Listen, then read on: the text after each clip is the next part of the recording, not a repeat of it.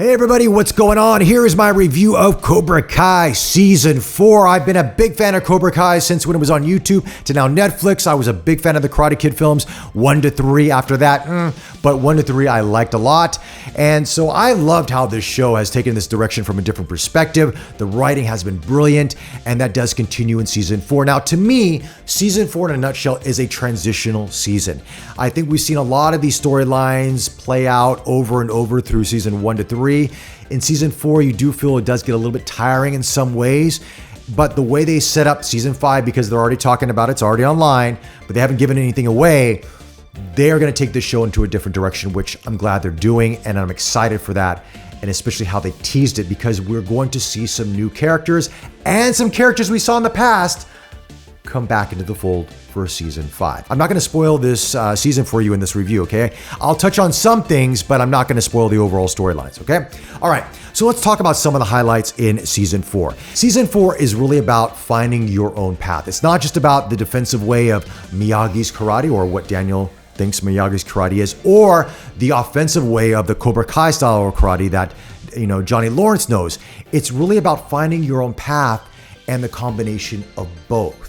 Okay, now of course we do see Season 3 ending off Johnny and Daniel joining up dojos to battle Cobra Kai in the All Valley Tournament. We're back at the All Valley Tournament again. But as you can probably imagine, you even saw in the trailers that there are some differences here, right? There are some differences in the way that they teach and their method of teaching, which makes for some really funny moments throughout the season. Some laugh out loud moments that I think are great. And you find out that these guys are not that much different. I mean, of course, we've sort of seen that through Seasons 1 to 3, but you really find it here in Season 4 that there is a common ground that these guys have if they just would stop being so stubborn. And do they stop, or do they continue it? That's what part of Season 4 is all about. Now, there, of course, is the introduction to Terry Silver, which I was so pumped about when they were teasing this at the end of Season 3. And of course, in the trailers, Thomas Ian Griffith is back. He is in top form. He brings Terry Silver to life. I mean, he's diabolical. He's a maniac. He's many different things. And the writers, because you have a season to work on Terry Silver, can really flesh out this character a lot more. And what's funny about this show is really when you think about it, I mean, you got these older guys, like someone like Daniel LaRusso, who's very successful. Their whole life revolves around these dojos and this All Valley Tournament. And then here you get Terry Silver, who's a multi-millionaire, successful businessman. And why does he come back into this world? So you have to sort of suspend reality for a moment to take in this show. But when you do, it is very fun to watch. And how Kreese brings Terry Silver back into it, of course, is that emotional manipulation. As we know from the previous storylines, Kreese saved Terry Silver's life in Vietnam. So there's always this debt that Silver has towards Kreese. And he, even if he doesn't necessarily agree with Kreese on some ways, he sometimes has to take that, he has to take a step back, because this is the man that saved his life. But does he take that step back? Or is there something bigger planned with Terry Silver? That is something about Season 4, which is really interesting. Not going to give anything else away. Okay, let's talk about some of the standout younger characters in Season 4. I think Tori was a great character. I think we've seen her as kind of the bad girl, and she's got this, this animosity towards Samantha and, jealousy and all that. But we kind of find out why she is the way she is. And you could see her struggles in life, and that she just, she comes from a broken home, and you really learn about this a lot more. And she's getting help from a character that you might not think would help her out.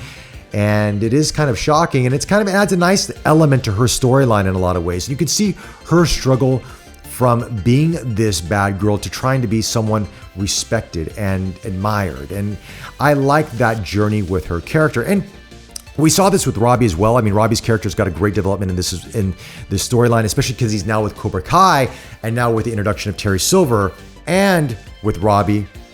How does this work? How does it work now with Kreese, Silver, and Robbie? Does Robbie get manipulated the same way that Daniel did in Karate Kid 3 from Terry Silver, or does something else happen? So I like what they did with that. Now, speaking of Robbie, I also got to talk about that love triangle, Robbie, Tori, Miguel, and Samantha. Okay, to be frank with you, this love triangle is getting really boring because Miguel and Samantha just don't have chemistry, man. They just don't. I'm sorry. No disrespect to the actors. I don't know if it's the directing or if it's the writing or if it's just the actors. Maybe some people have chemistry, some don't, but it's kind of like watching brother and sister dating. It's a little odd. It really is, you know, and as much as they try to build up this romance in season 4, it's just not there, guys. You know, I mean, for the moments that Robbie and Samantha see each other, man, the sparks fly, the eyes, I mean, bam, you're like, okay, these guys really want to hook up. Even though they're trying not to, you can see there is that passion there. But with Miguel, it's like, okay, whatever. But Miguel's storyline is actually very interesting in this season because, you know, obviously he has this dynamic with Johnny, then with the introduction with the dojos, how does he take to Daniel? Does he get along with Daniel? Does he not? You know, especially that he's dating, you know, Daniel's daughter. How does this all come to play? So there's some really nice moments in season 4 with this that I think are really interesting. And it kind of, you know, the perceptions that people have of Daniel LaRusso, because he doesn't really share about his backstory that much to a lot of people, that they realize, hey, wait a second, you know, there's some common ground in a lot of ways. And there's also, they touch on some really interesting social angles as well. Cyberbullying. There's a new character that comes into play. I don't want to give away too much. But you really feel for this character. You really do. And one of the bullies out there is someone you wouldn't expect. That's all I'm going to say. But this character has a really nice story arc through season 4, which of course I think will carry on into season 5 as well. Now, another part of the season does touch on the social justice issues, you know, like gender identity, sexual preferences, all that stuff. And they do it in a way that is not quote unquote woke or anything else like that, but they do it in a sense where you get to see it from Johnny's perspective in some ways. And it's funny the way they do it because there's no opinion. It's just showing that how an older generation sees these things versus the younger generation and vice versa. So if you're someone that's younger watching this show, you might watch this going, oh, I never thought they would look at it that way, and vice versa. So I like how they did it. And they use Johnny Lawrence as the vessel, which is hilarious because there's some laugh out loud moments, which you're like, oh, this is great. This is fantastic how they did it. But they don't beleaguer it too much, but they just touch on it because, of course, these are topics of the day. But how they intertwine it with this 1980s Johnny Lawrence is just funny. It really is.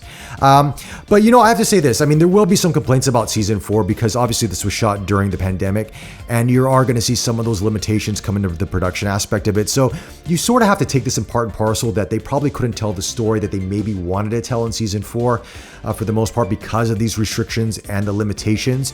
But I think now that, productions are, ramping back up, things are ongoing, I think season 5 is going to come out with a really big bang. And I'm really looking forward to it. But I do hope that they sort of, change directions a little bit now and, make the show its own going into season 5. Yes, still bringing the characters, but I think this rehashing of the dojos and the All Valley tournaments, after a while, I know it's part and parcel and it is part of the lore of the Karate Kid franchise, but it's not everything. And I hope that they move on past that. But anyway, those are my thoughts on Cobra Kai Season 4. Let me know your thoughts in the comment section below.